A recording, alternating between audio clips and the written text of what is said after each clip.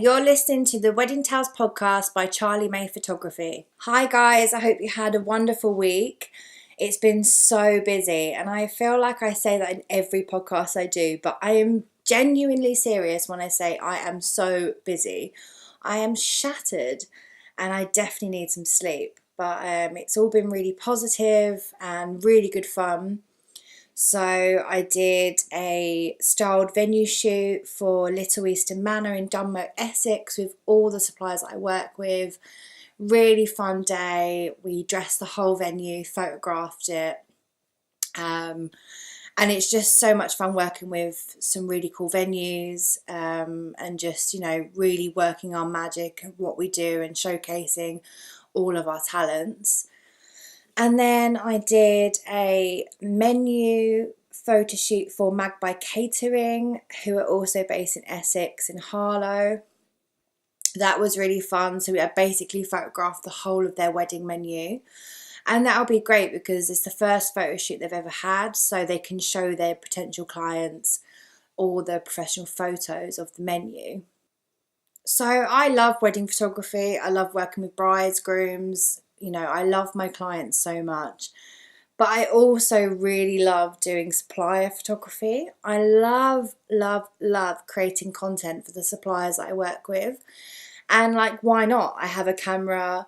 I love taking photographs. So why not do photo shoots for all the people that I work with?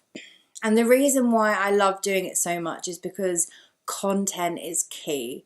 When you're building a business, having the right content to put on your social channels and your website, it is so vital to building a business and building an audience.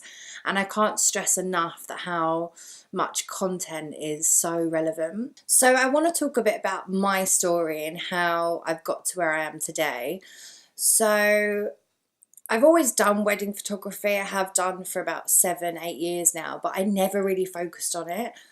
And I sort of dipped in and out for a long time. I did a couple of weddings, then I wouldn't really do any. And life just kind of got in the way and I didn't really focus on it. And then I remember last year, sort of end of summer, I sat down and I thought, okay, I was going through a bit of a crisis and I was like, what am I good at? I was just like, where is my life going? What's my purpose in life? Where am I going? And at this point, my nan had passed away and my mum had moved 7 hours away and I had to, live on my own. And I just kind of found I'd been put in this situation and I didn't know where I was going. I was lost and I thought, what am I good at? And I was talking to my boyfriend and I was saying to him, I love photography. I feel like I'm good at photography. I love it. I love to film as well. I've always been a videographer. I've done videography for years as well. But I just never latched onto it. It never became a full-time thing for me. And, I'm a very spiritual person as well. So I tried, doing some crystals and tarot readings and stuff for people. And I still do it now. I still love the spiritual sort of holistic living. But I needed to do something that was going to, build my life for the future. And wedding photography was always staring at me in the face. It was there and I couldn't see it. And I was so overwhelmed when I realised that it was there all along. I've done weddings and people have loved my work and I've always had such good feedback, and whenever I've done a wedding I always really enjoyed it, and I just kind of felt why didn't I see it in the first place? Why didn't I realise that wedding photography and videography was for me? And so kind of September last year I was right, time to get my business off the ground. I've had Charlie's Media for a long time. Charlie's Media was set up in 2014 and it's always been my baby. I just didn't know what to do with it. And September last year, I finally made the decision and the commitment to focus on the business and get some more weddings booked. And yeah, it was a hard start. Like, I had to rework my social media, which, by the way, I hadn't even posted on my page for like at least 5 months. So nobody knew what I was doing. And yeah, it was like kind of a weird transition to being like not posting on the page to being like, hey, I'm a wedding photographer and I really want to do this now. You know, everyone, please, you know, help me out and show me some love. And don't get me wrong, it took me like a few months to get people to be like, oh, Charlie's back doing wedding photography. And the one thing that's really helped me is just consistency and like literally shouting at people, this is what I want to do, this is what I love to do, and that's it. And so I guess like near October, I made the decision to ring around all sorts of different wedding companies and just put my name out there. And like that's the way to do it, is like networking. And I always like have been good at networking and getting on with people. I love people. And so that's when I rang Mel from Enchanted Bridal in Harlow, and she was just like, oh, I'm having an open evening, why don't you pop down and meet the team and everything. And I was like, amazing, yes, let's do it. And so I went there and it was really fun, and I was a bit nervous, you know, all these wedding professionals, and I was a bit like, oh God, you know, putting myself into a really deep situation. But it was fine. And like, fast forward to, you know, now end of March, and me and Mel have come like such a long way together. We're like best of friends. She's like my mum. We've done loads of styled shoots, we've done a number of open days, we work together every single day, building each other's social channels, and we've now got a whole group of suppliers that we work with.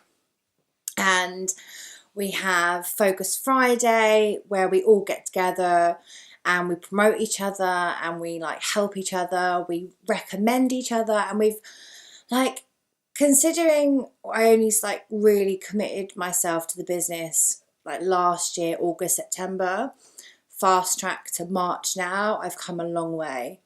So back in September, I must have only had 3 weddings booked for this year, because obviously I hadn't committed myself. And fast track to March, I now have 20 weddings booked for this year, drum roll, and I have about 7 or 8 booked for next year so far, and I'm damn bloody proud of myself.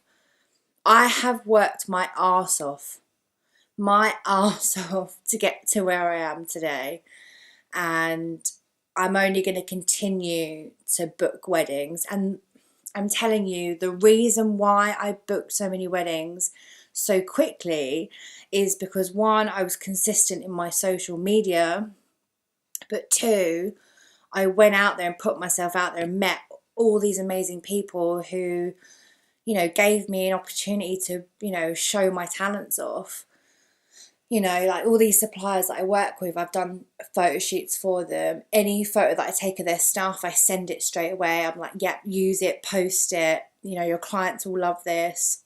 And that's why I love doing supplier photography as well, because, you know, not only am I working with the best suppliers, but I can photograph their stuff and they can use it to help grow their business too.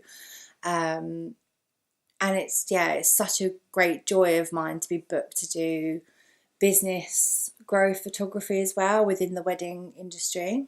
So my tip of this podcast and social media is to be consistent. You either decide to post once a day, twice a day, or 3 times a day on all of your channels consistently.